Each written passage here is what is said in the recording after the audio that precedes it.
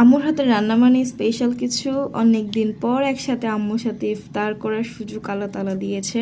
আজকে আম্মুর কিছু হাতে বোনা গাছ দেখাবো। এগুলো হচ্ছে আম্মুর হাতে, আম্মুর সব ধরনের সবজি বোনে, তো প্রতি বছরই বোনে। আর এগুলো হচ্ছে কৃষ্ণচূড়া মরিচ, আই থিঙ্ক এগুলা অনেক হয়েছে, মার্শাল্লাহ অনেক হয়েছে। সাথে যে লাল মরিচগুলো যে এগুলোও অনেক হয়েছে।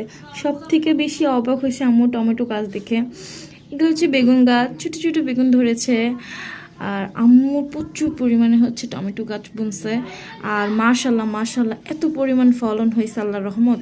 অনেক টমেটো হয়েছে যে খেয়ে ফুরানোর মতো না। এগুলো হচ্ছে সব কাঁচা, পাকা তো প্রত্যেক দিন এক ঝুড়ি দুই ঝুড়ি করে নেওয়া হয়। এই যে ছোটো ছোট্টো অনেক টমেটো হচ্ছে আমি গিয়ে দেখলাম পেকে গেছে।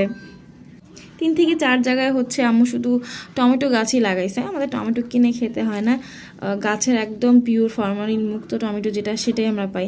এখান থেকে আমি কিছু টমেটো নিয়ে নিলাম।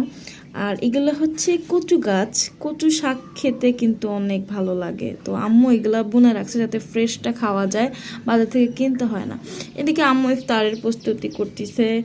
ছোট্ট একটি আয়োজন, জাস্ট আম্মু হচ্ছে মুরগি ভুনা করবে আর পোলাও রান্না করবে।